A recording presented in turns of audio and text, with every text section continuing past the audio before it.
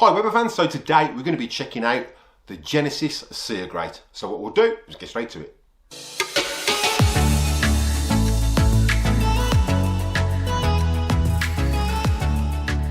Hi Weber fans, welcome back to the channel. Again, those who are new to the channel, if you find you're getting value out of this content, then contemplate slap that subscribe button, it's absolutely free. Ding that bell for notifications so you don't miss any upcoming episodes. Give us a big thumbs up and comment down below. I will reply to the comment, and if I like what you comment, I'll pin it to the video. Right, so as I said in today's video, what we're going to be doing is checking out the Sear Grate for the Genesis 2. Now those of you who've got the Genesis, if you got the newer Genesis, like I have, you don't get the sear station with it. So you get the flat plate with it, you get the heating rack, and maybe a couple of other accessories, but you do not get a sear station. So you can invest in a Sear Grate. Now I've invested in the Sear Grate, and I want to see how good it actually is. So today what we're going to be doing is we're going to be checking it out. I'm going to show you how to install it. It is quite heavy, so I've got it here. It's 8.6 pound in weight, so it's really quite sturdy. It's about 10 mil thick. It will hold the heat. It's cast and it's enamel plated. Now what I do with mine, again, I will tell you at the end of the video how I clean it. So make sure you stay to the end to find out how I clean it. If you're new to the channel, now don't forget, everything used in the video, that includes a Sear Grate. There will be links in the description below for the best place to get your Weber products, so make sure you check those out. So what we'll do is we'll jump straight into it. Right, so before we preheat our Genesis, what we're going to do is we're going to fit the sear station. So I'll zoom in, quickly show you how we fit it, and then we're going to preheat the Genesis to get up to temperature, and then try this sear station out. So first up, we're going to remove our grill plate, and just put that to one side. We've got our sear station plate. We've got here a little feet, and these are going to actually sit in the cook box. So I'm just going to place that in the cook box, and then we'll just overlap the other grill. Right, so first up we're going to preheat the Genesis, and we're going to set it all to the barbecue setting. So on. So now they're all on high, and now we'll let that preheat for 10 minutes.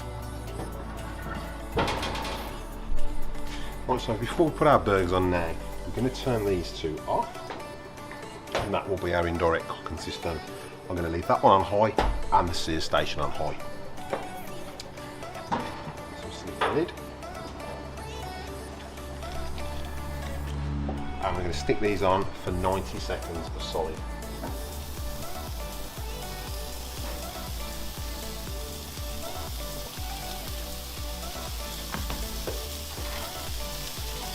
And shut that down. Right, so that's come up to 90 seconds, so we're just going to turn them over.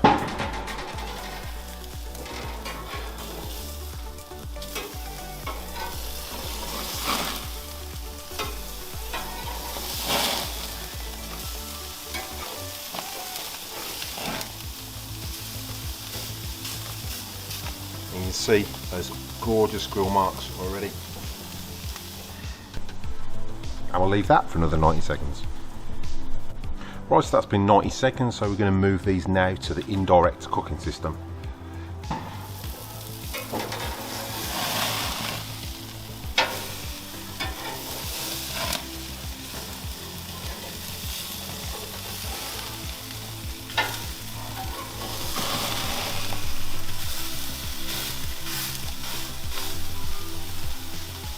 I'll leave those for 3 minutes.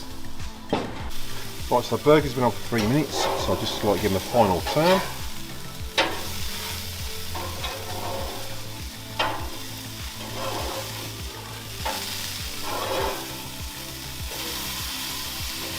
And give them one final minute on the other side. And that's our final minute, so we're just going to take these off. See, we've got those gorgeous grill marks. All the fat and grease has been dripping onto those flavourizer bars, enhancing that smoke into those burgers, and they look absolutely beautiful. And there you have the perfect double cheeseburger, cooked on a Weber Genesis, drizzled with burger sauce, chili, onions and 4-leaf lettuce. Right, so I hope you enjoyed that video and I hope you found it really informative. Now don't worry, there are plenty more tutorials coming up. There are plenty more cooking tips. So I've got some more recipes coming up. I got asked to do some reviews, so I thought I'd do a review on the Sear Grate that I've got, and I've got a couple more reviews coming up, because there's not just WeatherQ people watching this channel, there are Genesis people as well, so I thought I'd do a variety across the board as I'm trying to cover both bases. So again, with the Sear Grate, yeah, I found the Sear Grate worked really well. Literally searing those burgers was absolutely awesome. It did sear them really, really well, and I think it'd do fantastic on steaks. I'm gonna try it out with steaks, and I will be putting a video up showing you how I go with the steak on that Sear Grate. The only thing I found with the burgers was if you notice when I was taking them off, they did tend to stick a little bit. So if you're doing your steak, obviously you're gonna oil your meat. I don't normally oil my burgers because I normally do on the Q, but I thought I'd try it out on the Genesis, and that Genesis runs really, really hot. So as you've seen, we did it on the Sear Grate first, and then we flipped it, seared the other side, and then we moved it to the indirect cooking part of the Genesis. And you've seen the burger at the end, it turned out really, really well. So I was quite impressed with that, but to literally cook 4 burgers on there, or 3 burgers, to me wasn't worth lighting the Genesis up. But if you're having a party, then the Sear Grate, in my opinion, is worth it. I'd say especially for steaks. I think it would do a fantastic job, and I will be doing a video checking it out with steaks. And don't forget, everything I've used in the video today, there will be links in the description below for the best place to get your Weber products, so make sure you check those out. So again, those who are new to the channel, if you find you're getting value out of this content, then contemplate showing support by slapping that subscribe button. It's absolutely free. Ding that bell for notifications so you don't miss any coming episodes. Give us a big thumbs up and comment down below. I will reply to the comment, and if you like what you comment, I'll pin it to the video. So what we'll do is we'll cut to any bloopers, and I'll catch you in the next one.